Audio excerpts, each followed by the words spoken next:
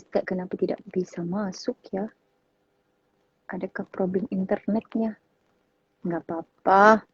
Enggak apa-apa. Bagus filter ni ya. Tak perlu pakai kat muka. Ha ha ha Khadijah ha ha ha ha. Bismillahi masya Allah. Subhanallah. Alhamdulillah. Khadijah. Muka surat berapa? Siapa yang mengikuti minggu lepas kita muka surat berapa ya?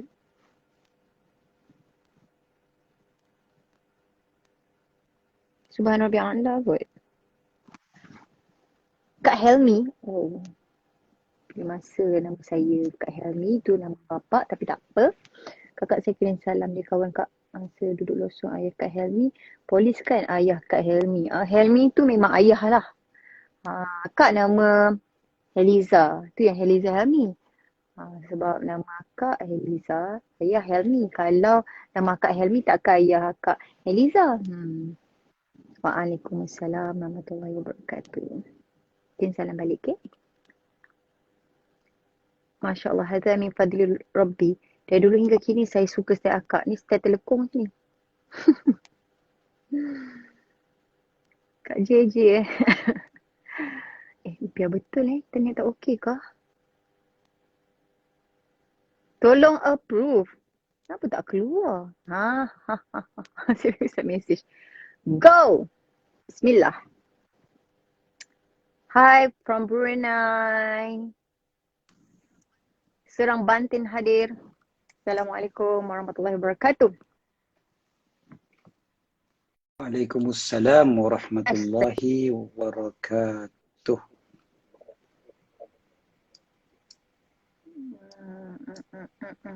Ustaz, hari tu kita muka surat kita yang Subhana Rabbil A'la ke?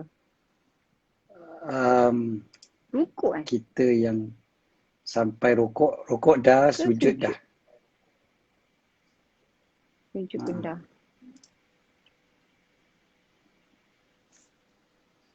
Sebab kita hari tu kita buat sikit je kan? Kita sebut pasal sujud, lepas tu terus kita buka soalan. Ada apa?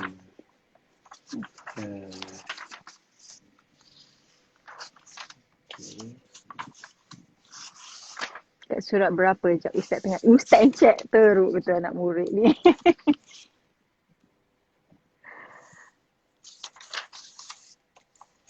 Syah Alam hadir. Terima kasih. Buku lama, buku surat 93.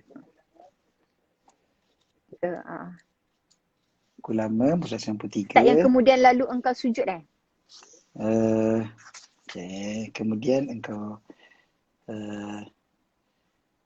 kalau sujud tu rasanya kita dah sebut hari tu tentang yalah betul, kita dah sebut semua pasal sujud. Kemudian engkau bangkit dari sujudmu, doa antara dua sujud, duduk antara dua sujud.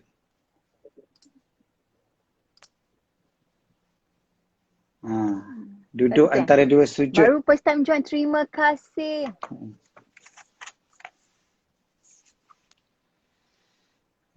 Okay, so kita duduk di antara dua sujud malam ini. Ada yang bertanya, ni kitab ni berkenaan dengan apa? Ni kira macam kitab yang dikarang oleh Imam Al-Ghazali, dinamakan Kitab Bidayatul Hidayah.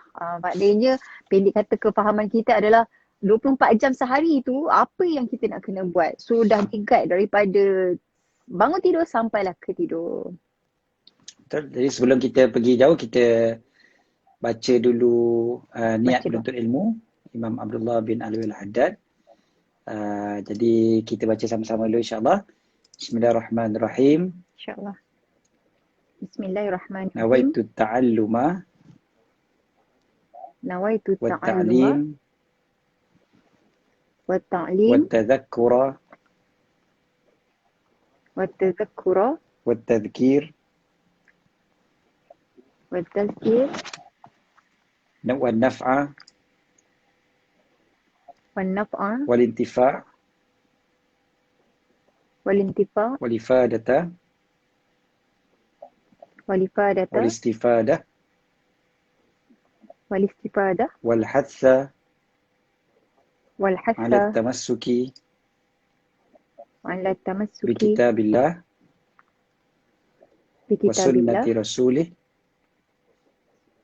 was sunnati والدعاء rasulih إلى wa الهدى du'a ila al-huda والدلالة wa على الخير dalalata ala ابتغاء al-khair وجه الله ibtigha'a wajhillah ومرضاته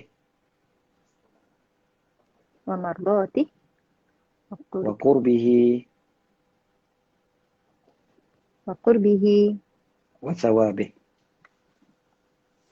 wa thawabih. Maksudnya, aku niat belajar dan mengajar, mengingat dan memperingatkan, memberi manfaat dan mencari manfaat, memberi faedah dan mendapatkan faedah, mengajarkan untuk berpegang teguh dengan kitab Allah dan sunnah Rasulnya, mengajak kepada hidayah, menunjukkan kepada kebaikan dengan ikhlas, dan mengharap redha Allah, kedekatan serta pahala darinya. Amin. Ya Rabbal Alamin. Okey, ada yang tanya muka surat berapa? Kalau buku lama, muka suratnya 93 berkenaan dengan duduk antara dua sujud. Buku baru. Baru muka surat Buku 82. baru. 82. Saya rasa doa antara dua sujud ni memang kita tak baca lagi. Sebab kita cadang untuk go into detail setiap perkataan tu. Betul tak?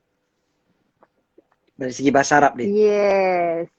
Kita Betul. last week kita ada baca tentang i'tidal. I'tidal tu kita detailkan dia punya makna-makna dia kan. Yang doa-doa yang kita sambung tu dalam bahasa Arab dia. So sekarang ni duduk antara dua sujud pula insya-Allah. Alright. So kita baca kemudian engkau bangkit.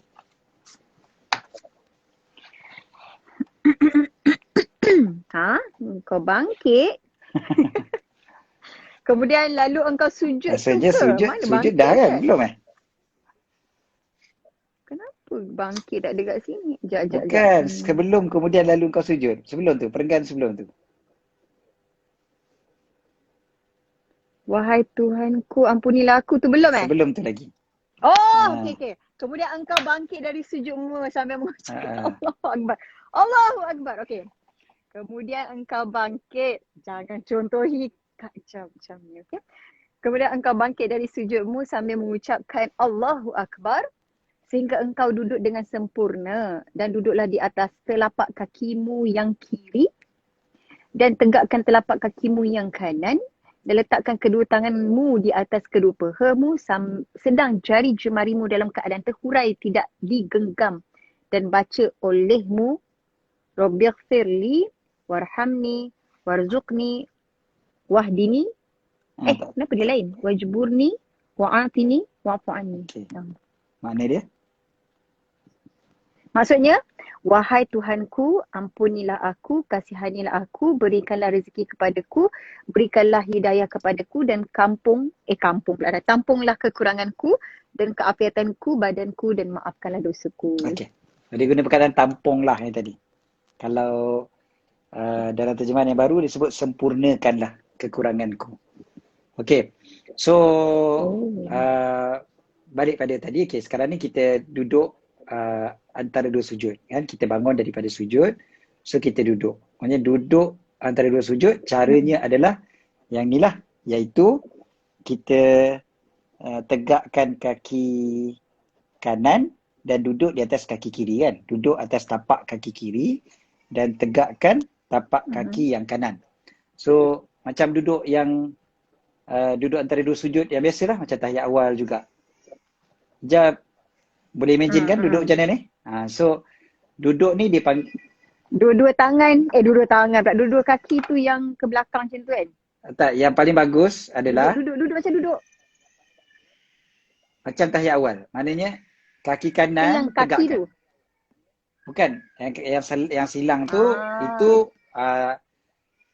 kalau yang silang kaki ini kiri bawah tu yes, betul macam ni. Macam lah, nanti lain. Macam ni. Macam ni. Macam ni. So kaki kanan ditegakkan. Ni kanan saya, ni kanan. So kanan ditegakkan dan kaki kiri dihamparkan. Okey. Tapi dia bersentuh tak? Tak payah bersentuh pun tak apa. Tak payah bersentuh. Yang pentingnya adalah kaki kanan tegak, kaki kiri dihamparkan. Kita duduk atas kaki kiri kita. Atas tapak kaki kiri kita.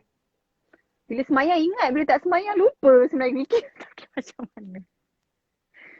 Mungkin semayang dia subconscious mind, mungkin macam tu. Bila tak semayang tak ingat, aku letak macam mana kaki.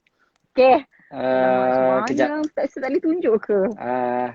Rasanya orang confused. Okey, saya cari gambar dia sekejap. Okey, yang ni. Gambar dia. Ini dia. Okey, ini dia.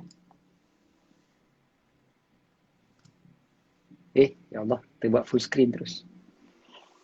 Bismillah. Macam ni. Okey, jelas. Macam orang tua pula. Okey. Okey, jelas. Tak boleh lah macam mana nak duduk terkelepek kaki. Macam mana pula tak boleh? Korang, Kecuali kalau kaki terlampau besar lah. Okey. siapa yang faham tulisnya, kalau tak Ustaz mari kita fokus dulu biar semua faham betul-betul. Saya faham Kak Liza bila solat kita auto nak explain susah. Dekatkan lagi kaki dia. Yes. Kan dia macam hamparkan kaki kiri dia. Okey, dia duduk di atas kaki kiri dia. Okey. So kaki kiri tu terbaring lah maknanya. So kaki kanan ditegakkan. Kaki kanan yang ditegakkan. Okey. Ramai yang jawab faham. Okey. Alhamdulillah. Alhamdulillah. Mula-mula tak dapat faham, sekarang sudah memang faham. Kadang-kadang kita memang perlukan gambar kan baru kita lebih jelas visual. Okey. So itu cara duduk antara dua sujud dan juga macam tu dah cara duduk tahiyat awal. Okey. Duduk ni dia panggil sebagai duduk iftirash. Duduk iftirash ni maksud dia adalah menghamparkan. Hamparan. Jadi dalam ada satu lagu Arab yang dulu agak popular, lagu dia tajuk dia Farshi Turab. Farshi Turab ya dummuni, lagu tu. So farshi maksudnya hamparanku. Turab maksudnya tanah. Turab maksudnya tanah. So farshi turab, hamparanku adalah tanah. Maksudnya apa tu? Dalam kubur. Lagu tu cerita pasal apabila aku sudah masuk ke dalam kubur. Okey, jadi yang Ustaz Syahrizan Daud At-Turabi. At-Turabi sebab beliau orang tanah merah. Kan?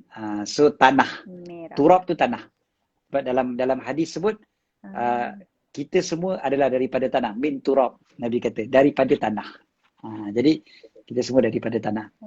Okey, kita daripada Adam dan Adam min turab. Kullukum min Adam wa Adam min turab. Setiap kalian daripada Adam, Nabi Adam, wa Adam min turab. Okey, tak apa. Kita bukan cerita pasal turab. Dalam bahasa Melayu dia ada turab jalan.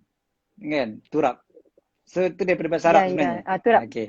Jadi yang kita dah sebut sekarang ni iftirash. Farsh. Shin. Shin. Jadi iftirash hujung dia shin. Sebab saya perhati ada yang type iftiraj dengan J. Lain tu makna dia. Iftirash dengan huruf shin. Iftirash. Shin. Okey. Jadi maksudnya meletakkan sebagai hamparan, sebagai tempat untuk kita duduk. Jadi yang kita duduk di atas apa? Kita duduk atas kaki kita. Okey. So itu yang dipanggil sebagai duduk iftirash. Okey. Kita biasa panggil duduk ni duduk tahiyat awal. Ataupun duduk antara dua sujud. Ada yang tanya Ustaz, kalau duduk macam ni je boleh tak? Duduk yang dua-dua kaki dihamparkan. Silangkan. Silang dan letakkan bawah je lah kan. Lepas tu kita duduk betul-betul atas belakang kaki ni lah. Kan? Jadi boleh ke tidak? Jawapannya boleh. Boleh. Tapi kita cerita mana yang paling bagus.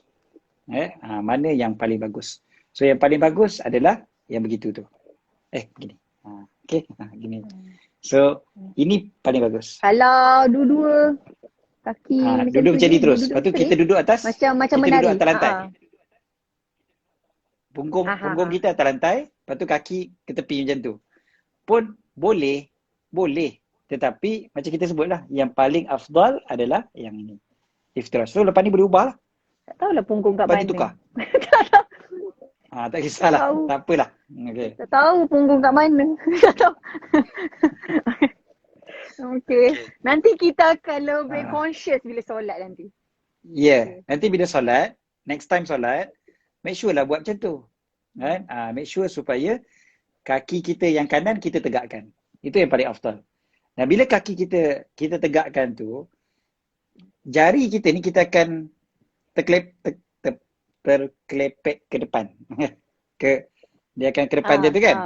Betul lah. So kaki kita tu, jari kita tu akan menghadap ke kiblat. Kan? Jari tu menghadap kiblat maknanya. Yalah macam tu kan. Ni jari tangan tak boleh. Jari tangan ke depan patah lah jari tangan. Jari kaki kan dia memang lembut kan. So jari kaki tu dia akan ke depan secara automatik. Macam gambar tadi lah. Tengok gambar lagi sekali. Kalau macam Kita tengok gambar kita lagi sekali. Ni, kaki dia. Kan jari kaki dia tu akan ditolak ke depan. Secara automatik jari tu akan ke depan. Tapi kalau Ustaz, kalau kena kuku, kadang tak semua jari ke depan. Macam mana Ustaz? Ada yang kuku je kena, ada yang boleh, kena, tak ada masalah. Tapi sebenarnya bila jari ke depan, jari-jari kita semua ke depan, sebenarnya lebih senang. Lebih relax sebenarnya. Ni jari kelingking. Mungkin Kalau pendek kan? tak kena tak apa. Tak dapat. Tak kena tak apa. Tapi cara ni yang paling lega lah sebenarnya, paling relax lah. Kalau kita letakkan dekat ujung-ujung jari je, lagi penat sebenarnya kaki kita. Kalau kita tegakkan jari kita kan. Kalau kita tegakkan jari kita, memang lagi penat kaki kita tu. Okey. Lepas tu Husniah cakap tu, Ustaz, jadi orang yang besar badannya susah sikit nak buat macam tu. Betul? Okey. Memang kalau orang yang besar sikit badan dia, punggung dia dan sebagainya, dia mungkin kadang-kadang dia nak lipatkan kaki ni susah. Dia nak rapatkan bahagian ni, dia nak rapatkan ke sini ni susah. Kan? Betul. Dia nak tegakkan tu susah. Dia nak tegakkan tu. Dia akan jadi sengit macam tu je. Kadang-kadang. Lepas tu dia pun akan jadi macam tak berapa nak stabil sangat kan. Dia punya ni. So dia akan jadi sengit sikit macam tu. Dia bersandar. Boleh ke tak? Jawapannya boleh. Tak ada masalah. Okay. Kita cakap yang paling bagus maksudnya kalau mampu. Kalau mampu inilah cara dia. Jadi jari dia akan ke depan. Jadi kaki dia ke depan. Dilipatkan. Okay. Duduk. Ada orang kata nanti hantar gambar kat Telegram insyaAllah. Sebenarnya tadi saya Google je duduk antara dua sujud. Lepas saya tengok kat image. Okay. Jadi kita salah, kita lakukan insyaAllah. So duduk, dipanggil apa ni? Duduk iftirash. Duduk iftirash. Bukannya iftirash lagi sekali. Okay, iftirash. Jadi ni kaki dihamparkan dan dia duduk di atas kaki kiri dia. Najihah pun kata kalau saya duduk macam ni dah nak tumbang ke kiri. Betul. Okay, betul. Macam Najihah kata, kalau saya duduk macam ni tumbang ke kiri. Betul. Kalau badan kita agak besar, memang kita susah nak duduk macam ni. Sebab kita hanya bergantung harap kepada kaki kiri kita ni je kan. Untuk kita duduk. Jadi, mungkin kita akan jadi tak stabil. Okay, so ini kita kata bagi orang yang mampu. Bagi orang yang mampu, ini cara yang paling bagus untuk duduk. Bukan wajib. Duduklah macam mana sekalipun, boleh. Okay. Ada yang kata Alhamdulillah memang selalu duduk macam ni. Alhamdulillah, maknanya dah baguslah tu. Dah betul daripada awal. Okay, tahniah. Ada yang macam, ada yang dah buat tapi macam tak ingat. Kata, habis tu macam mana sebelum ni buat dah lupa. Kan, macam tak sedar pun selama ni buat macam mana. So actually, macam kita sebut lah, actually duduk macam mana pun tak apa. Tapi ini cara yang terbaik. Okay, Alhamdulillah. Okay? Waalaikumsalam. Alright. Okey, kita doakan juga Jiha, rasanya dia dari hospital ke hospital tu tak sihat operation bagai mungkin. InsyaAllah. Kita doakan kesembuhan dia. Nanti di hujung nanti Ustaz boleh doakan siapa yang tak sihat. Allah bagi kesihatan. Okay. So, Okey. Next. ada seorang Cikgu Syairan kata, Ustaz, orang gemuk hilang kelebihan ni. Dia kata, sebenarnya orang yang gemuk, dia ada kelebihan. Bukan kelebihan kilo aja. Betul, kelebihan kilo tu of course lah.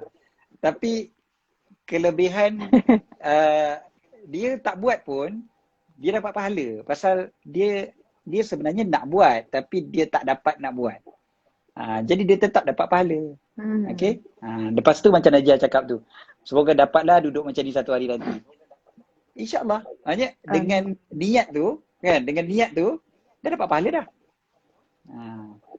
Kan? Untunglah sebenarnya. Dia ada kelebihan kat situ. Ada kelebihan. Kita kalau yang kurus, lepas tu tak buat macam tu, kita tak dapat pahala. Kan? Kita tak dapat pahala yang tu. Sebab kita saja-saja tak buat.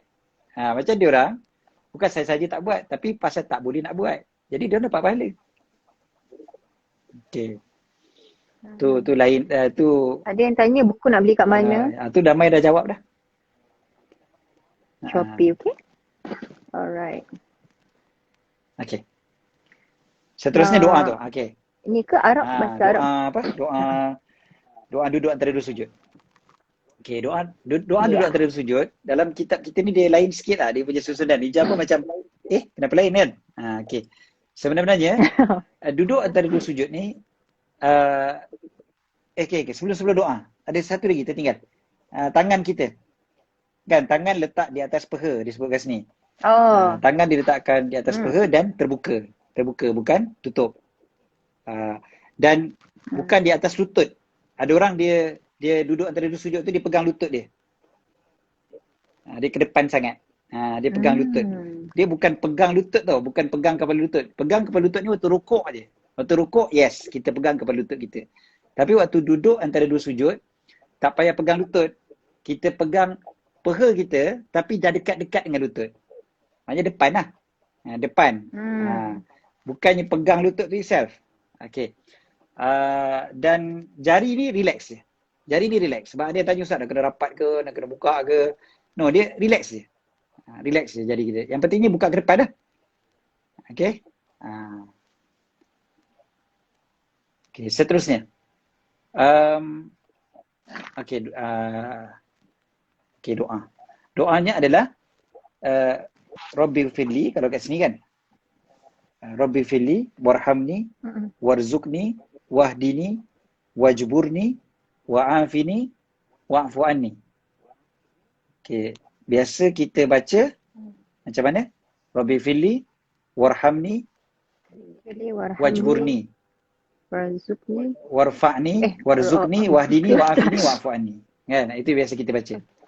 Rabbi firli warhamni wajburni warfa'ni warzuqni wahdini wa'afini wa'fani. Itu yang kita biasa baca. Rabbi firli warhamni wajburni warfa'ni warzuqni wahdini wa'afini wa'fani. Betul.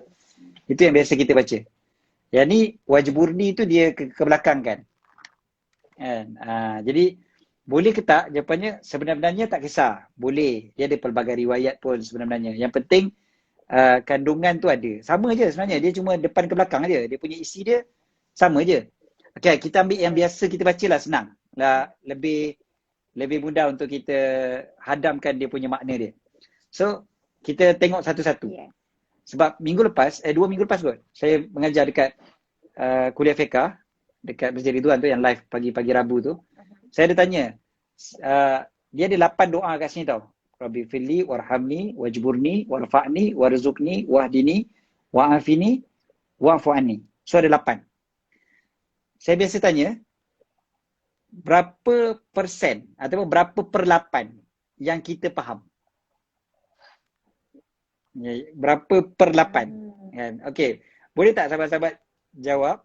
Sebab saya ingat waktu saya tanya hari tu ada seorang dua je yang jawab 8 per 8.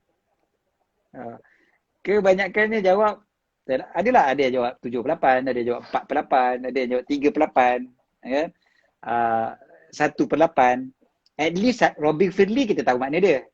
Rabbi firli semua orang tahu kot. Obvious lah. Rabbi firli, Tuhan ampunkan aku.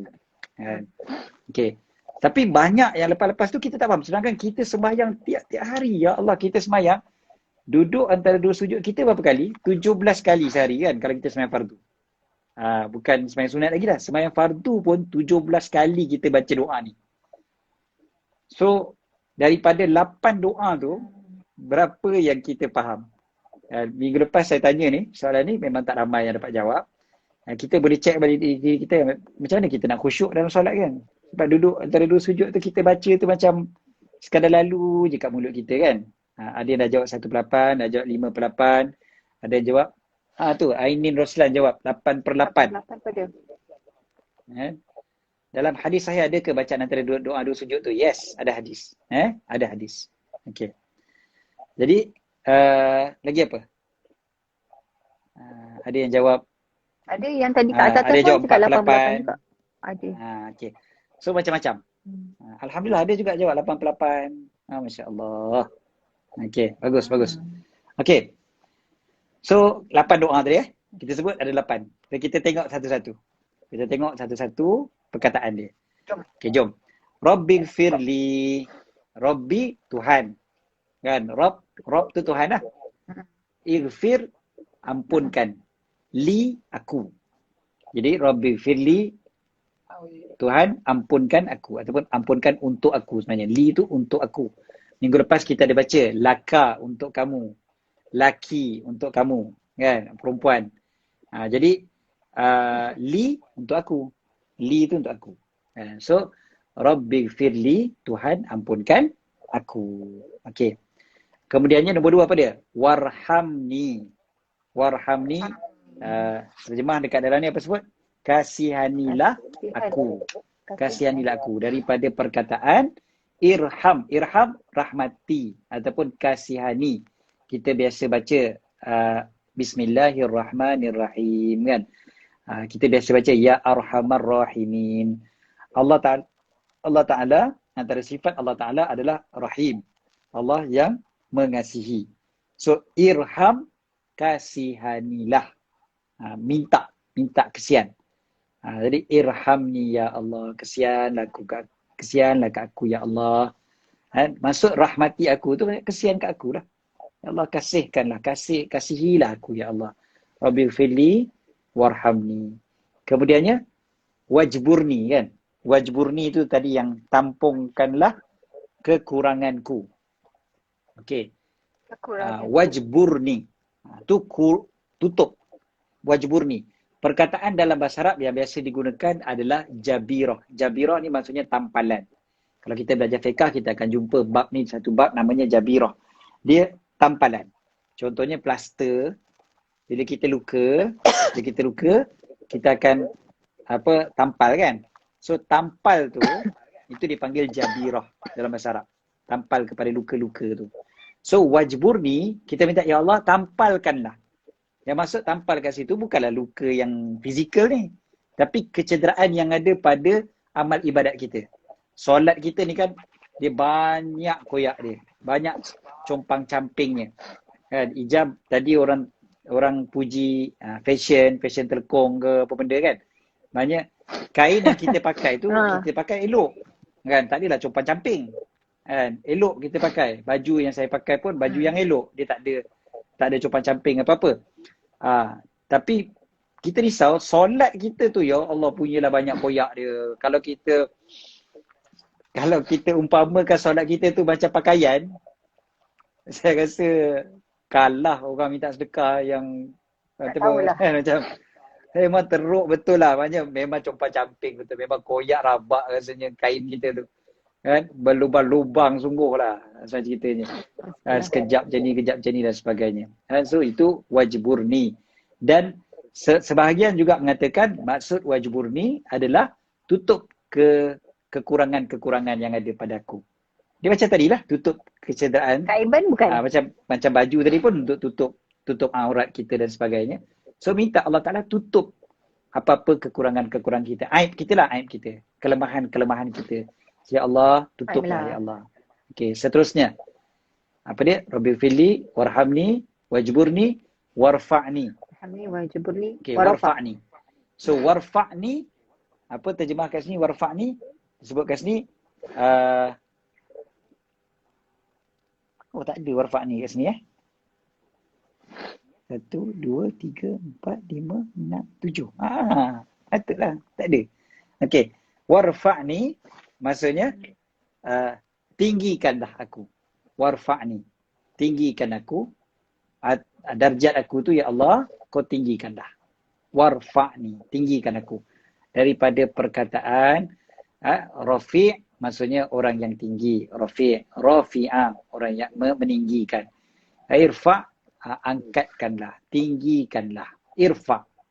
Kalau dia angkat tangan kamu, irfa' yadak, angkat tangan kau. Irfa' yadaik, angkat dua-dua tangan. So irfa' maksudnya angkat. Angkat. So angkatlah aku. Angkat aku tentulah maksudnya angkat darjat lah.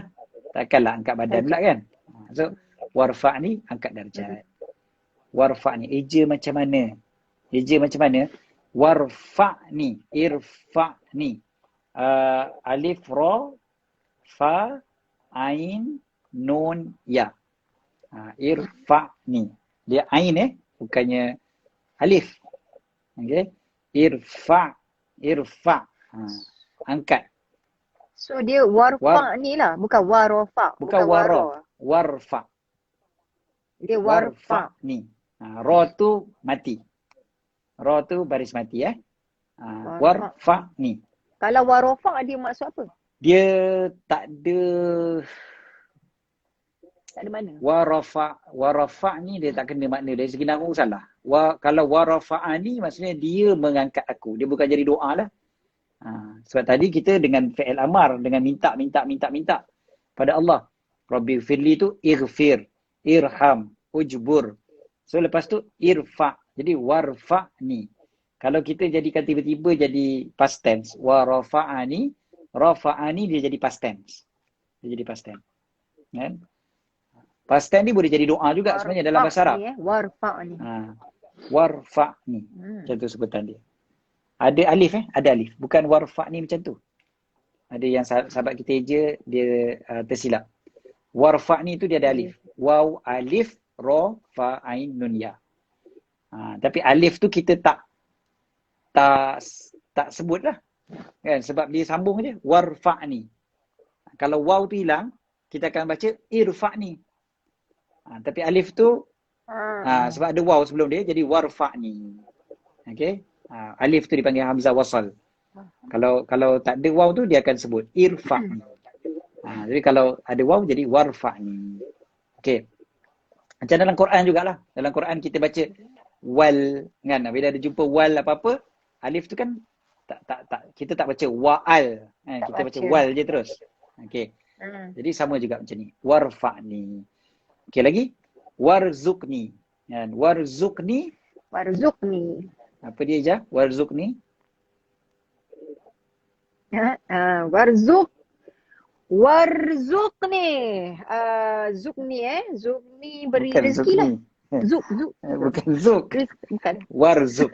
Dia ada huruf ra, zai, qaf. Sekejap.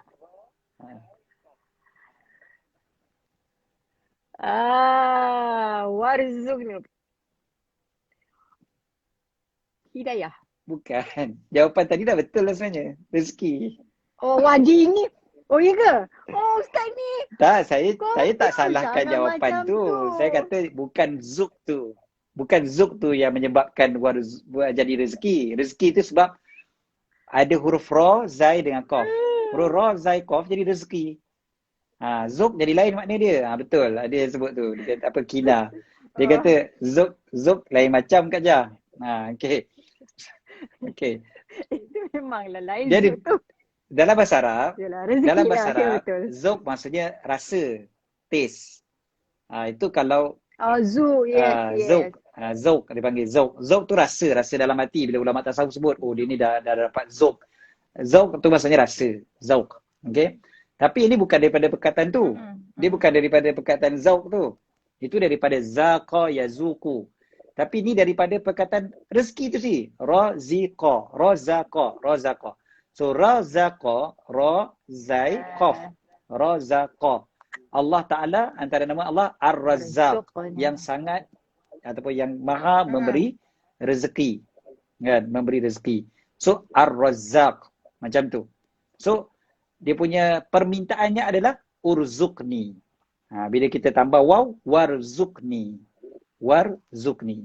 Itu sebab kita biasa juga doa, ya Allahumma rzuqni, Allahumma rzuqnal, ataupun Allahumma rzuqni, apa-apalah, rizqan wasi'a. Rezekikan aku. Rezekikan aku. Allahumma rzuqni ziyaratan Nabi sallallahu alaihi wasallam. Allahumma rzuqnal Contohnya. istiqamah. Allahumma rzuqnal istiqamah.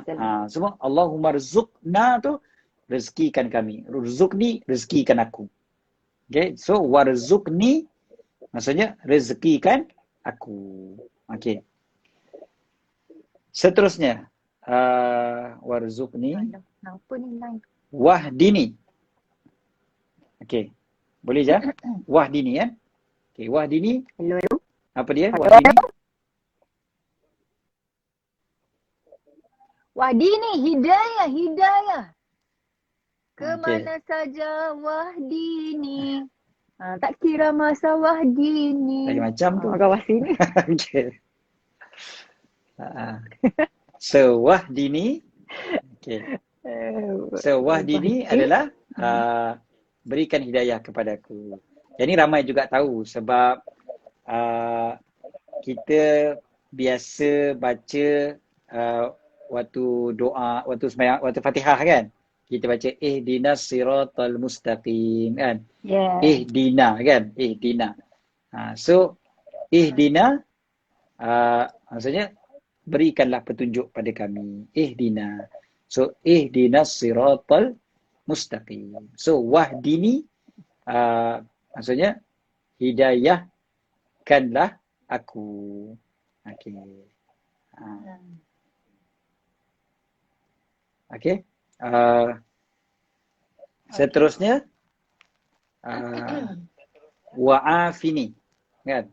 Wahdini wa'afini. Ma'afini, Allahumma ma'afini fi Betul. badani, Allahumma ma'afini. Ya, betul. Yang tu ke? Ma'afini fi sam'an.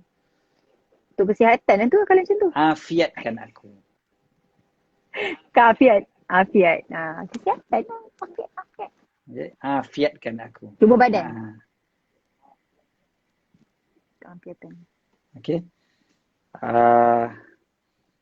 Seterusnya wa'fu anni. Wa'fu anni. Wa'fu anni. Ni selalu dengar bulan Ramadan. Yeah. Bulan Ramadan doa Aisyah. Betul. Wa'fu anni maksudnya maafkanlah aku. Maaf aku. Macam mana doa dia? Allahumma innaka. Mana doa dia? Kena tunggu Ramadan. Allahumma innaka ampun karim tuhibbul afwa fa'fu anni.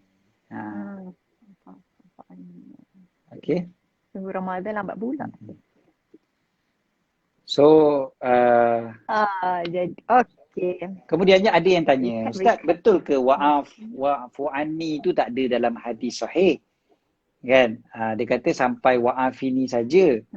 Ada yang kata wa'afini pun tak ada. Sudah. Wa'afini ada hadis dia. Wa'fu anni pun ada hadis dia. Wa'fu anni tu ada hadis dia riwayat Imam Al-Baihaqi sebenarnya. Dan semua ni adalah digabung-gabungkan. Imam Nawawi kata paling afdal adalah digabungkan pelbagai riwayat-riwayat yang ada. Dia tak kira riwayat yang kuat, riwayat yang lemah pun tak ada masalah sebab dia berbentuk doa. Dia bentuk doa. Jadi bila doa ni yang paling bagus sekali adalah digabungkan semua sekali. Jadi cara untuk digabungkan tu itu yang kita baca tadi tu.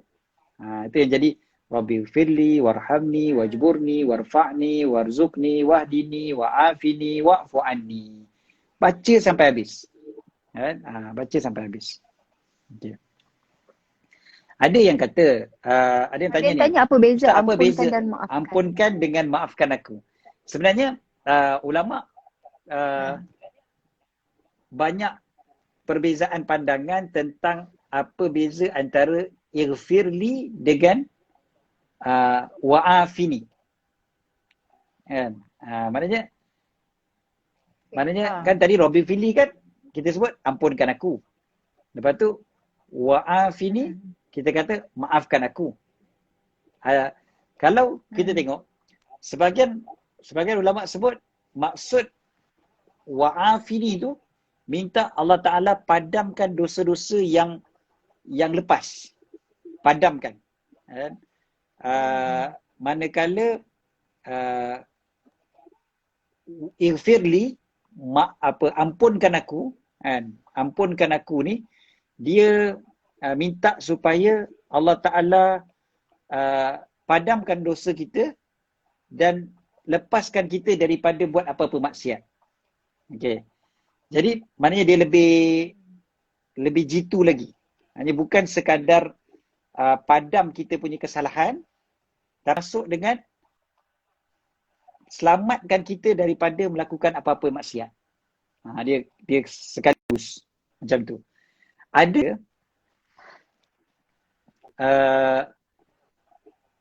wa'afini ni lebih besar. Kalau Rabbil firli, ampunkan dosaku yang lepas-lepas. Wa'afini ni minta ya Allah, kau ampunkan dosaku dan hapuskan kesan-kesan dosa tu juga. Okey. Macam kalau hapuskan tu maksudnya macam ni. Kalau kita buat satu kesalahan kan, kadang-kadang kesalahan kita tu dia ada consequence dia. Dia ada lepas tu jadi macam ni, lepas tu jadi macam ni, lepas tu macam ni. Kita buat dosa jadi menyebabkan hati kita keras jadi macam ni pula, jadi macam ni. Dia macam dominos. Tolak satu, yang lain pun jatuh sekali. Jadi kadang-kadang sebab kita punya dosa kita tu menyebabkan hati kita keras, menyebabkan kita malas nak ibadat, menyebabkan malas nak semayang. Bila kita malas nak semayang, kita bersenam menipu. Senam menipu menyebabkan kita, dia ada kesan-kesan tu dia bersambung-sambung. Tapi bila kita sebut wa'afini ya Allah, maafkanlah aku, maafkan ni dengan arti kata ya Allah, kau hapuskan dosa aku yang awal tu dan apa juga kesan-kesan dia yang lepas-lepas tu semuanya kau hapuskan. Kan? Ataupun satu lagi sebagai ulama sebut maksud kesan ni kesan ke akhirat. Maknanya walaupun Allah dah ampunkan dosa kita, tapi dia tak menghalang supaya dosa tu disebut di pada mahsyar nanti. Cumanya diampunkan, Allah ampunkan. Tapi boleh je disebut dekat akhirat nanti. Kan? Maknanya contohnya, malaikat sebut, dulu tangan ni pernah gini. Ataupun tangan kita bersaksi. Kata, aku pernah tulis benda mengarut-ngarut. Mulut kita, aku pernah bercakap benda mengapu-kapu. Aku pernah bercakap benda mengarut-ngarut dan sebagainya. Kaki aku pernah melangkah ke tempat maksiat.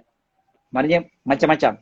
Tapi Allah dah hapuskan. Allah dah ampunkan. So ampun, tapi kesan dia masih ada. Jadi kita tak nak. Kesan tu pun kita tak nak.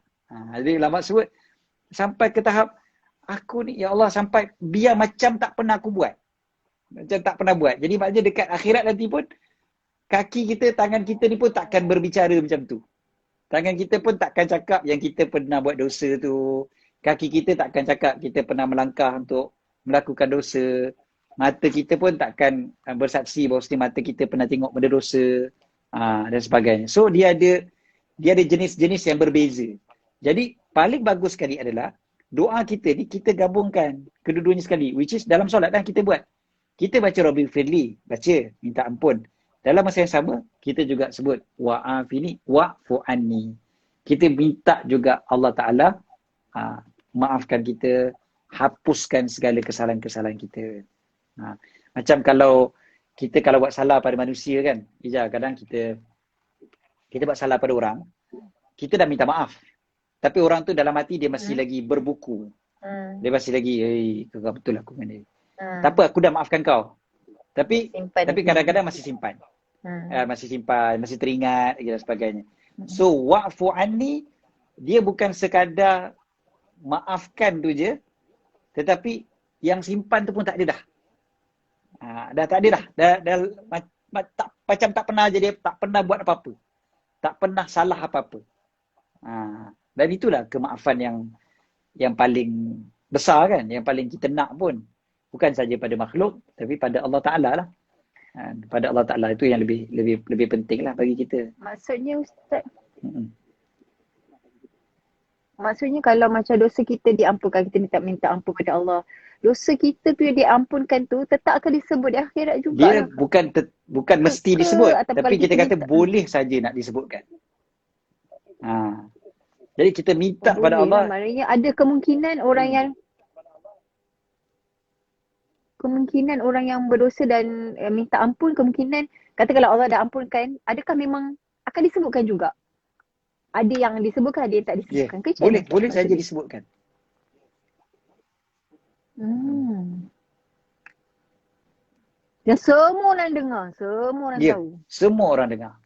Kita dekat dunia kita boleh kita boleh kita boleh cover, kita boleh sembunyikan, Suruh kan? lagi. Tapi dekat akhirat tak ada dah, depan semua manusia.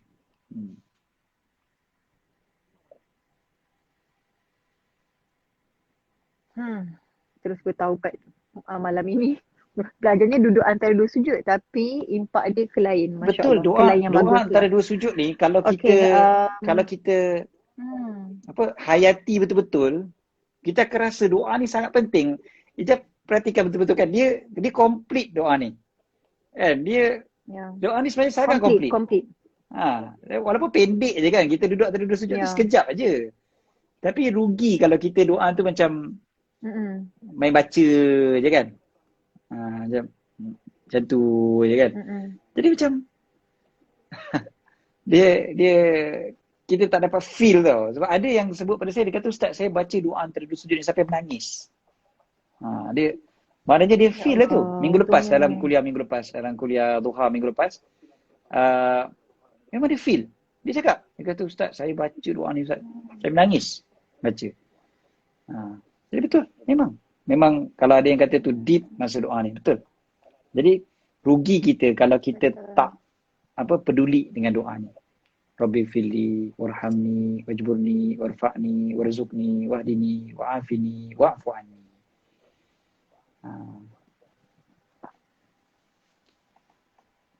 Allahuakbar. Okay. Terima kasih Ustaz.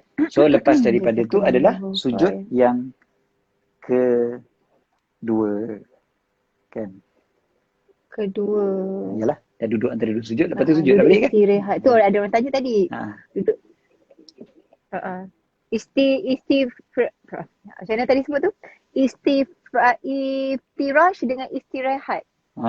Duduk istirahat dengan duduk iftirash. Sama ke tidak? Cara dia lah maksudnya sama ke tak? Dia punya kedudukan, dia punya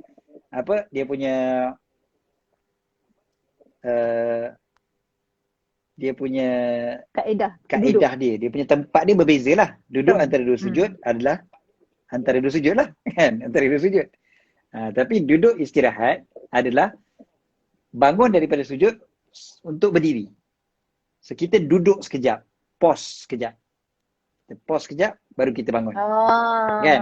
Jadi kita bangun daripada sujud tu, Allah, kita duduk dulu, baru kita sambung naik ke atas. Okey. Duduk yang sekejap tu dipanggil duduk istirahat ataupun duduk istirahat. So duduk istirahat ni memang sunnah. Memang sunnah. Okey. Duduk istirahat tu. Maknanya dapat pahala. Ya? Dapat pahala kalau kita duduk tu. Okey. Jadi kita kata nampak macam simple tak? Macam yalah, kita kuat kan? Kita gagah, kita boleh je. Allah Akbar, terus je laju-laju kan, terus naik atas kan. Macam kita rasa kita kuat je, tak payahlah nak pause-pause bagai. Tapi sebenarnya yang kita pause kejap tu, Allahu Akbar. Pause kejap tu, duduk sekejap tu, duduk istirahat tu adalah sunnah. Okay. Jadi sebutkan walaupun kita kuat. Walaupun memang kita tengah semangat betul-betul, tengah rajin, tengah kuat betul-betul kan. Duduk tu dipanggil sebagai duduk istirahat. Dia tak panggil tumakninah tu, dia panggil istirahat. Duduk istirahat. Cara duduk tu pula, kedudukan untuk duduk tu pula adalah duduk macam duduk istirahat sendiri juga. Duduk macam duduk istirahat sendiri. Duduk macam tu. Kan? Ataupun duduk macam tu juga. Ataupun satu lagi cara adalah duduk di belakang tumit kita. Dan kita tegakkan kaki kita, kita duduk atas tumit kita. Okay. Kaki kita tu, okay, kita buat macam tu je kan. Jadi, kemudiannya kita duduk saja atas tumit kita tu. Pun boleh, tak ada masalah. Kalau kita tak nak lipatkan kaki kita tu, kita duduk saja atas tumit. Pun boleh. Sebab sekejap je duduk istirahat tu. Dia bukan duduk lama-lama. Bukan nak duduk lepak pula kan. Kau tak bangun ke? Baru nak bangun. Tu bukan duduk istirahat. Jadi, duduk istirahat ni dia memang sunnah dan sekejap saja. Okay. Itu memang sunnah. Okay. Ada yang komen namanya bonsai ke apa tak? Miss Bonsai. Saya selalu nangis bila duduk antara dua sujud. Harap tak jadi kesalahan. Tak salah. Kecuali apa dia? Buat-buat nangis. Kalau buat-buat nangis, salah. Buat-buat nangis sampai bunyi-bunyi kan. Padahal dalam hati tak ada pun, aku saja juga orang sebelah ingat aku ni sembahyang khusyuk kan. Itu boleh batal kan, batal. Tapi kalau memang sebab kita tengah menghayati doa tu kan, Rabbighfirli warhamni, kan kita baca macam tu, lepas tu mata kita pun air mata mengalir, tak ada masalah, akan baguslah. Maknanya kita betul-betul menghayati. Cuma doa duduk antara dua sujud ni janganlah lama-lama lah. Duduk antara dua sujud ni tidak disunatkan lama-lama. Cukup sekadar bacaan yang warid tadi, dah cukup dah. Okay. Kemudiannya, duduk di atas tumit tu sunnah juga ke Ustaz? Sebahagian ulama menyatakan itu sunnah. Sebahagian. Ya. Dalam fiqh mazhab Syafi'i mengatakan yang paling afdal adalah duduk iftirash. Tetapi kalau duduk di atas tumit tu, ada sebagian ulama lain kata gitu. Okey. Okey, kemudiannya dalam mazhab Syafi'i juga sunnah untuk bila kita duduk tu, lepas tu bila kita nak bangun tu, tangan kita tu letak di atas di atas tanah tu, ataupun di atas lantai, di atas jadah kita tu. Maknanya bukan duduk tu macam macam tu je kan, tangan terangkat je macam tu. Yang bagusnya memang tangan tu kita letakkan, tolak daripada push dengan tangan. Memang lebih baik. Bila kita bangun tu memang tangan kita tu yang tolak badan kita. Bukannya dengan tangan kita tu kita dah letak dekat sisi badan ke, contohnya kan, tangan kita letak kat peha ke. Sebenarnya walaupun kita kuat, tapi afdalnya memang gunakan tangan. So maknanya bangun apa dulu bangun Ustaz? Pinggul dulu ke? Bangun of course kepala dulu kan. Punggung dulu. Bangun of course kepala dulu. Kepala. Lepas tu kita duduk kan, duduk macam duduk antara sujud tu, duduk istirahat. Bukan yang istirahat tu Ustaz. Kalau kita duduk istirahat kita daripada duduk kan. Daripada duduk, tangan kita dulu ke depan. Tangan kita ke depan, lepas tu kita tolak tangan kita ni ke atas. Maknanya tetap badan atas. Kita juga naik dulu kan, dengan kepala lah. Kan? Tolak ke atas. Sebab ada nampak bila tolak tu punggung naik dulu. Punggung biasa punggung naik dulu tu sebab keadaan fizikal badan. Jadi keadaan fizikal badan dia tu dia tak larat kalau nak tolak dengan badan dulu. So dia terpaksa angkat dulu punggung dia, macam tu baru dia boleh berdiri. So itu kerana keadaan fizikal. Kalau kita sihat dan normal, so bangun saja badan naik macam tu.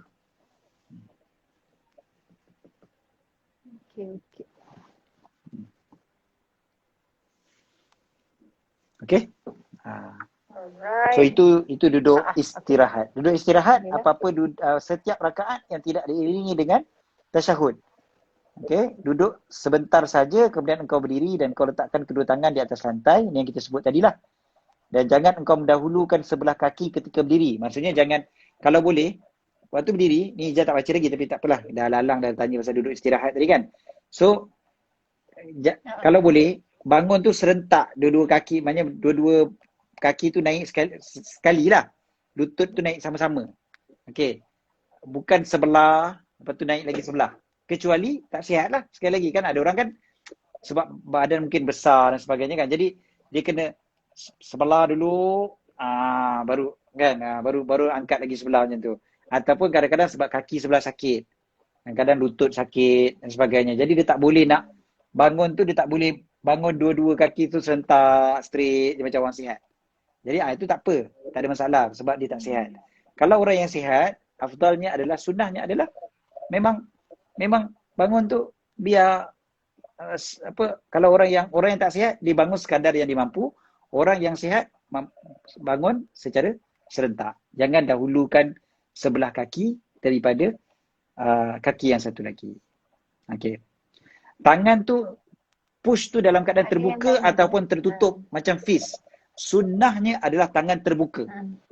Sunnahnya adalah tangan terbuka. Okey. Bukannya begini. Okey, biar begini. Okey. Sebab ada nampak juga orang buat ni. Mungkin dia adalah ahli tinju. Dia sebenarnya ada beza sebab katanya. Ulama bahaskan istilah yang disebutkan oleh Nabi SAW berkaitan dengan seperti orang yang mengadun tepung. So mengadun tepung tu macam tu kan. Jadi ulama ada bahaskan apa maksud hadis tu dan sebagainya. Jadi tak apalah, itu kita perbincangan kita yang Diary 24/7 ni kita tak bincang dalam benda macam tu lah. Okay. Okay. Yang bangun seperti unta, Ustaz Alwan cakap. Bangun seperti unta. Dia ada larangan Nabi SAW daripada sujud seperti unta. Yang turun macam unta tu yang kita sebut tangan dulu baru lutut kan. Tu memang ada larangan. Tapi kita tak nafikan orang yang tak sihat dan okey. Orang yang tak sihat dia buatlah macam mana cara yang dia boleh. Dia kadang-kadang dia perlu tangan dulu dan sebagainya tu terpulang. Bagi yang sihat, turun lutut dulu baru tangan. Kalau bangun angkat dulu kemudian baru banyak reverse lah kan. Turun so reverse naik macam tu balik. Okay. Ustaz kalau duduk istirahat duduk istirahat lama sebab letih atau sakit tak apa ke Ustaz jika kita makmum dalam solat? Kalau kita sakit dan tak apalah. Memang kita tak larat nak bangun contohnya kan. Tak larat nak berdiri. Allah, tak larat lah Ustaz nak berdiri. Lenguh. Makan banyak sangat buka puasa tadi. Jadi duduk istirahat tu pun nak sambung sampai ke atas tu memerlukan ketabahan. Dia semangat yang tinggi. So dia nak mengumpul semangat sekejap kan baru nak push kan ke atas. Nak buat macam mana dari sakit. Kalau sakit tak ada masalah. Tapi jangan ngada-ngada lah. Jangan ngada sebab kalau ngada-ngada dia akan jadi macam menambah satu rukun. Sebab duduk tu dia bukan rukun kan. Dia tak ada rukun duduk dalam antara sujud dengan berdiri tu. Antara sujud dengan berdiri dia tak ada duduk sebenarnya. So duduk tu adalah sunnah sekejap sahaja. Jangan sampai kita lama-lama pula duduk kat situ. Khayal pula kan. Okay, dan takbir itu pula last kali ya. Last kali sebelum rakaat kedua hingga depan insya-Allah kita sambung.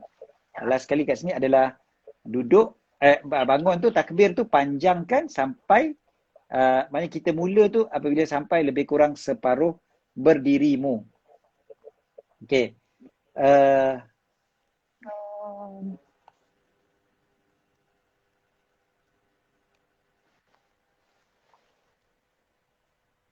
Tu pun panjangkan sampai separuh berdirimu dalam ni sebut. Okey. Ini sebabnya begini. Bila kita bertakbir,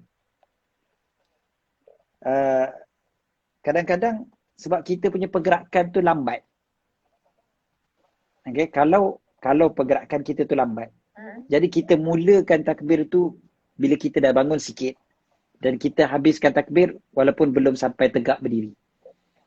Jadi pasal pergerakan kita tu slow kan. Allahu Akbar. Belum sampai berdiri tu lagi dah akbar. Okey, tak ada masalah. Okey. Kalau kita terus je straight berdiri dan Allahu Akbar. Kalau teruslah, kalau kita tak ada duduk istirahat. Kan sebab kita duduk istirahat tu dia akan jadi terlampau panjang sangat waktu antara sujud sampai ke berdiri. jadi terlampau panjang. Jadi caranya macam mana? Mulakan tu jangan mula awal sangat. Mula ke belakang sikit. Lambatkan sikit. Starting Allah. Tu lambatkan sikit. Jadi akbar tu tak sampai berdiri pun tak apa. Boleh lambat. Bosnia pun ada. Waalaikumsalam Ahlan wa warahmatullahi sahlan. wabarakatuh. Kadang-kadang ahlan wa sahlan.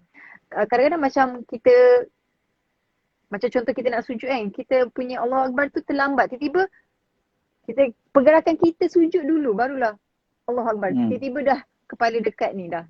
Dekat tempat sujud. Macam mana Ustaz?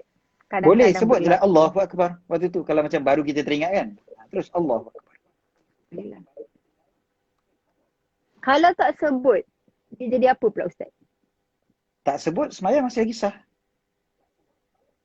Okay. Yang penting yang tak takbiratul ihram tu kan? Yang penting yang rukun takbiratul ihram. Rukun dia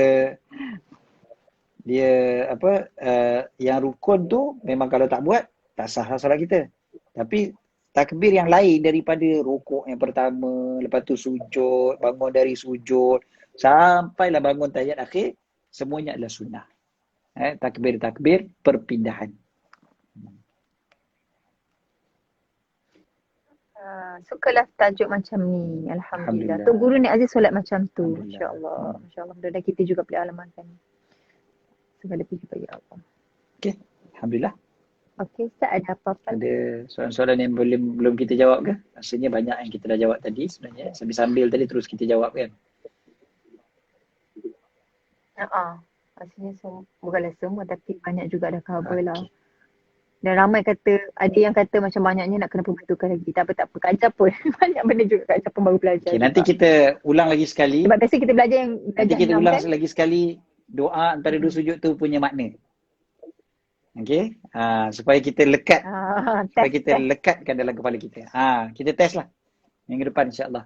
Rabbi filli warhamni. Semua apa makna satu tu sampai habis.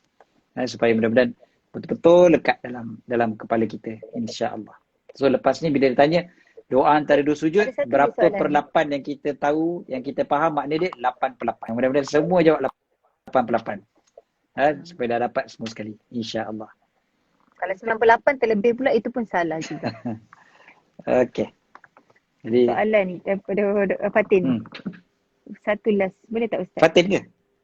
Fatin boleh, dia birthday girl semalam. Kalau Fatin. Yes, sama dengan Ryan. Ustaz nak tanya, kalau daripada posisi berdiri nak ke sujud, masa nak turun tu tangan dilepaskan ke tepi, kalau tangan letak di peha sehingga lutut sentuh lantai dulu baru alihkan tangan. Okey, faham. Betul. Boleh, tak ada masalah. Hanya turun tu dia okeylah, dia turun tu dia tak dia macam ni kan, dia sami Allahu liman hamidah kan. Kita kan straight macam ni kan, sami Allahu liman hamidah. Tapi bila kita nak turun tu kan macam ni. Okay. Kita turun tu dan make sure kita turun tu yang pentingnya adalah lutut kita sampai dulu. Kan? Lepas tu baru tangan. So tangan kita ni biasanya kita akan pegang kat peha kita lah kan. Untuk turun tu. Jadi kita turun tu macam tu kan. So lutut sampai dulu. Lepas tu baru tangan pegang lantai, barulah dahi. Kan? Jadi betul lah tu apa yang Dr. Fatin sebut tu betul sebenarnya. Alhamdulillah. Jadi yang salahnya adalah, yang sebahagian orang yang salahnya adalah bila tangan sampai dulu, baru lutut. Dia boom terus. Bukanlah dia boom macam mana. Yalah, dia macam dia turun. Macam nak terjun tu ke? Macam nak terjun tu. So tangan dia sampai dulu. Lepas tu baru lutut. Kan? Kecuali kalau orang tu memang sakit, lutut dia sakit contohnya. So dia kena ada support. Tangan dia support dulu. Baru lutut dia sampai kan. Sebab dia risau kalau dia turun laju, lutut dia kena lantai, dia macam takut terpleot ke apa kan lutut dia kan. Jadi dia perlukan support daripada tangan dia. So kalau dia perlukan support daripada tangan dia, then okay. Kalau tak perlu, dan tangan tu letak saja kat peha, biar lutut sampai dulu.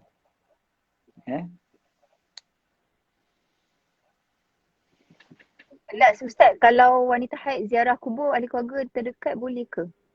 Boleh, tetapi jangan terlampau kerap. Tu je. Haid tak haid tak ada masalah untuk pergi ke kubur. Jangan terlampau kerap tu maksudnya Yelah, sekejap-sekejap pergi, hari-hari waktu pergi. haid ke atau Bukan kira haid tak haid, orang perempuan. Orang perempuan tidak digalakkan untuk pergi kubur terlampau kerap. Maksudnya hari-hari pergi kan, tiap petang pergi kubur. Yang tu tak digalakkan. Okay. Kenapa Ustaz? Ada yang kata Ustaz, kalau lutut dulu bukan sama macam unta ke Ustaz? Tak. Kalau lutut dulu tu yang tak sama macam unta. Okay. Yang bercakap tangan dulu tu baru tak sama dengan unta tu sebenarnya orang yang tak reti tengok unta betul-betul. Yang saya sebut ni berdasarkan kepada pandangan paling sahih daripada ulama-ulama fiqh. Okay. Ulama fiqh mengatakan lutut dulu baru tangan. Sebab apa? Kalau unta dia akan turun depan dulu baru belakang. Kan? Dia akan turun depan dulu baru belakang. Unta macam tu dia turun. Dia tak turun belakang dulu baru depan. Dia akan turun depan dulu. Kaki depan dia akan lipat dulu barulah dia ke belakang. Ulama fiqh menyatakan tangan kita ni sebab unta tak ada tangan. Dia yang menggantikan tangan adalah kaki depan. Yang menggantikan kaki kita adalah kaki belakang. Kalau kita bayangkan unta tu berdiri, kan, memang kaki depan tu lah yang jadi tangan. Kan? Jadi yang dia dahulukan adalah tangan dia. Maksudnya kaki depan dia. Barulah kaki belakang dia dilipatkan. So ulama fiqh mengatakan, jangan kita sujud tangan dulu ke depan. Sebab kalau tangan dulu ke depan, kita dah macam unta. Kita dah jadi macam unta. Nabi kata jangan sujud seperti sujud unta. Seperti unta turun. Seperti unta turun. So unta turun depan dulu. So kita jangan tangan dulu. Biar lutut dulu, barulah tangan. Supaya berbeza dengan unta. Kalau buat dia jadi apa? Kalau buat dia bercanggah dengan sunnahnya. Okay. Saya tahu. Cuma saya yang tahu ada kubur tadi tu sebahagian ada kita ni dia tanya tengok kenapa. video-video Syekh Mat Saleh bercakap dan sebagainya. Kadang-kadang Syekh Mat Saleh tu suruh tangan dulu dan sebagainya. Sebab dia ikut ajaran seorang tok guru ni dekat negeri Arab yang bercakap macam tu. Saya tak sebut nama dia lah. Sebab ada seorang tok guru tu memang dia cakap macam tu. Jadi dia bercakap tu bercanggah dengan yang sahih sebenarnya. Tapi itulah, ada sebagian orang ni dia mudah sangat nak ta'assub. Jadi dia pun lagi-lagi tengok yang cakap bahasa Inggeris kan nampak macam syekh besar.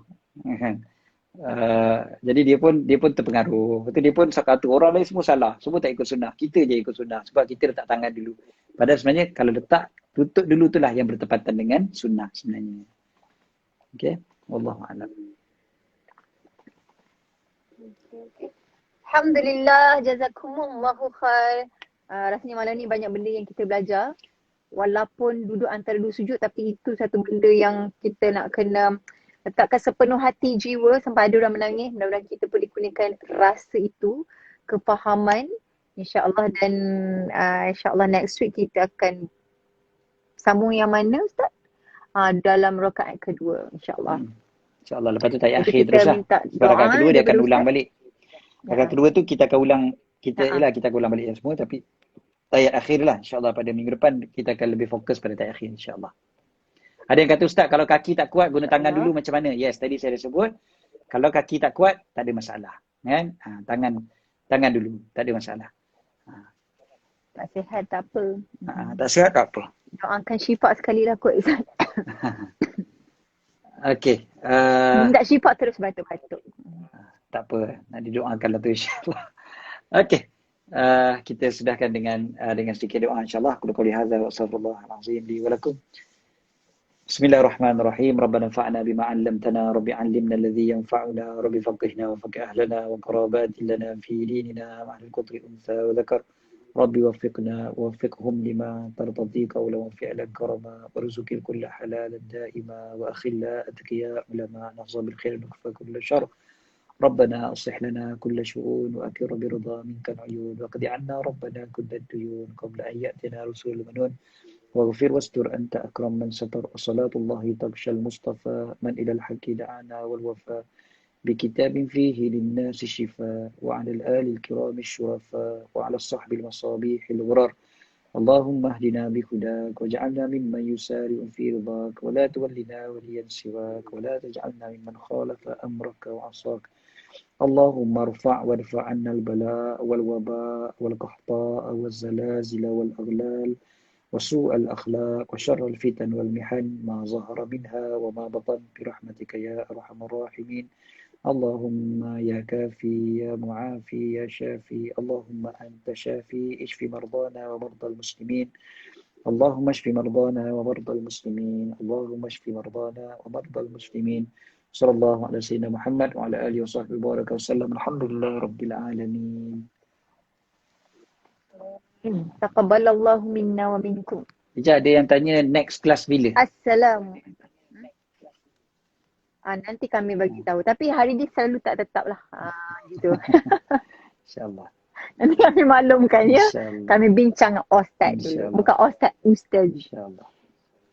Okey Ustaz, terima kasih. Jazakumullah. Ya. Terima salam birthday boy Ryan. InsyaAllah. Okey, Assalamualaikum. Assalamualaikum. Waalaikumsalam warahmatullahi.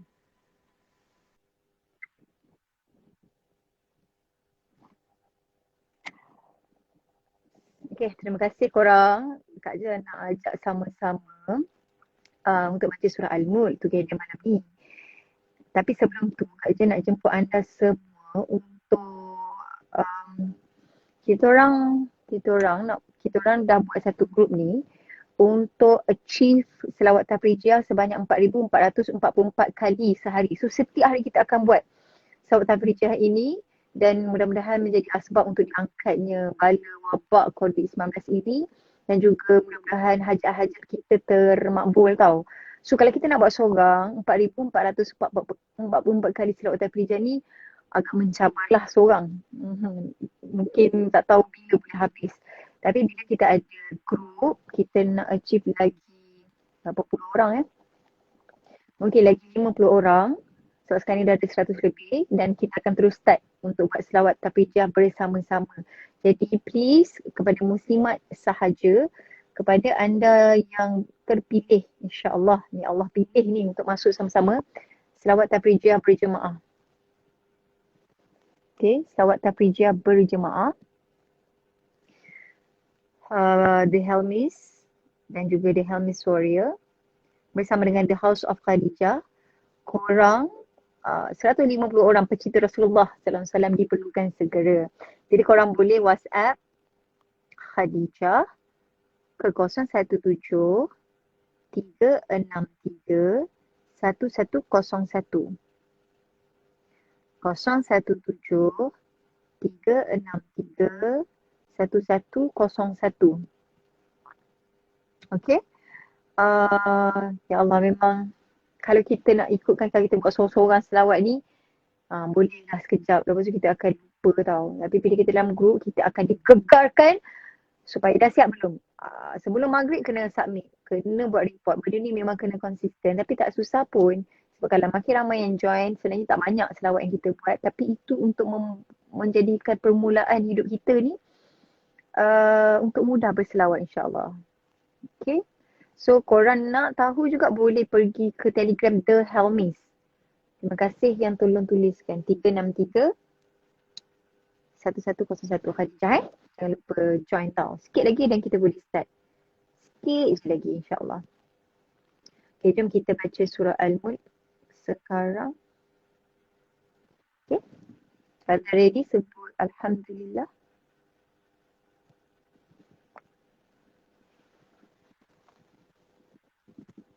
Oh,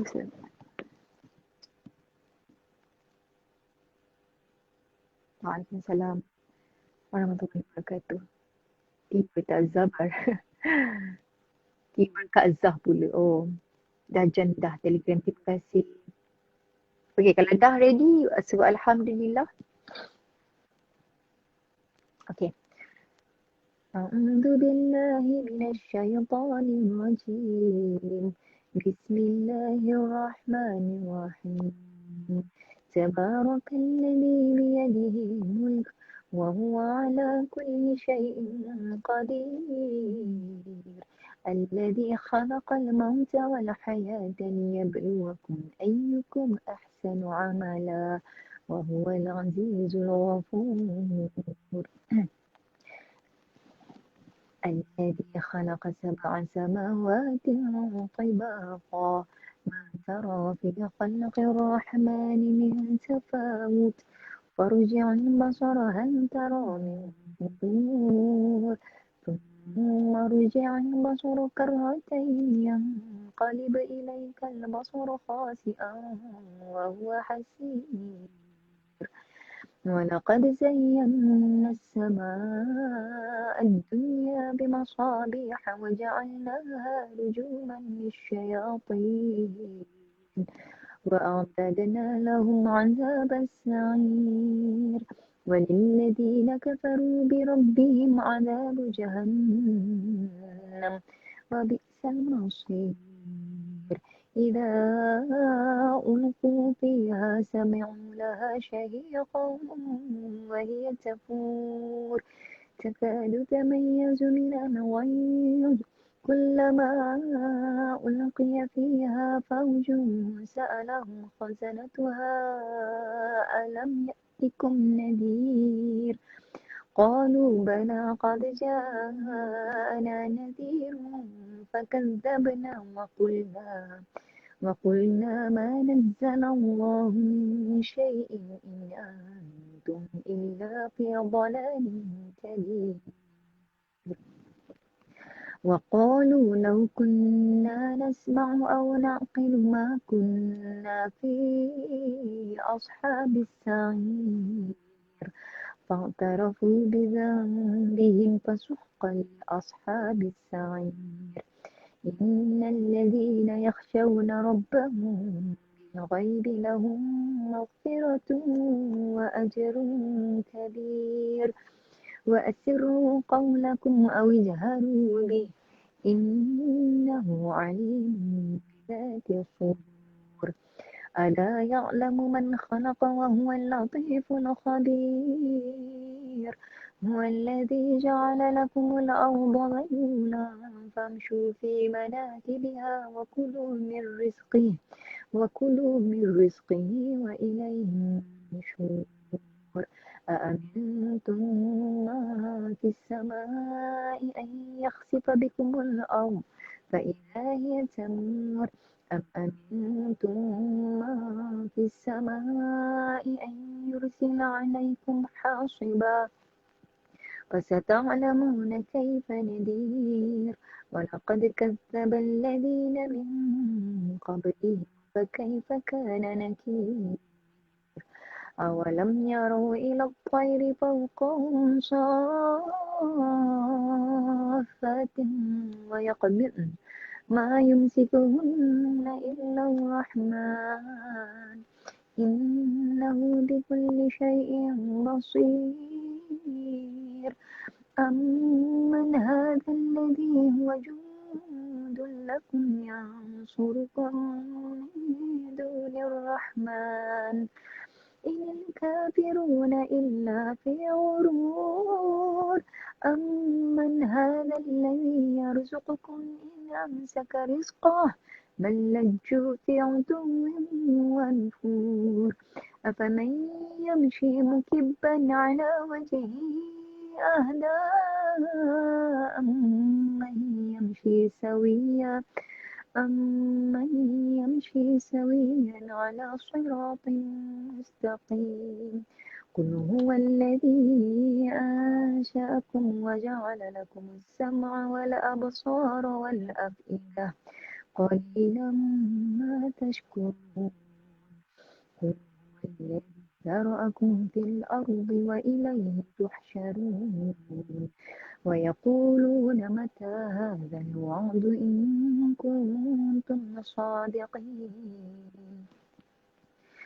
إنما العلم عند الله وإنما أنا نذير مبين فلما رأوا زلفة سيئت وجوه الذين كفروا وقيل هذا الذي كنتم به تدعون قل أرأيتم إن أهلكني الله ومن معي أو رحمنا فمن يجير الكافرين من عذاب أليم قل هو الرحمن آمنا به وعليه توكلنا فستعلمون من هو في ضلال مبين قل أرأيتم إن أصبح ماؤكم غورا فمن يأتيكم بماء معين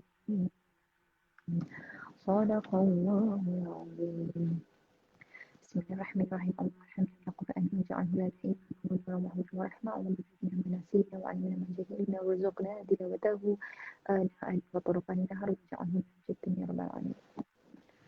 Jazakumullahu khair. Kepada anda yang nak cuba hafal surah Al-Mulk boleh pergi type kalau nak versi gajah yang tak seberapa yang banyak kekurangan ni lagi boleh type Al-Mulk Saham ataupun follow channel Fauzan, so adalah dekat situ insyaAllah. Okay, I need to go. Bye bye. Assalamualaikum.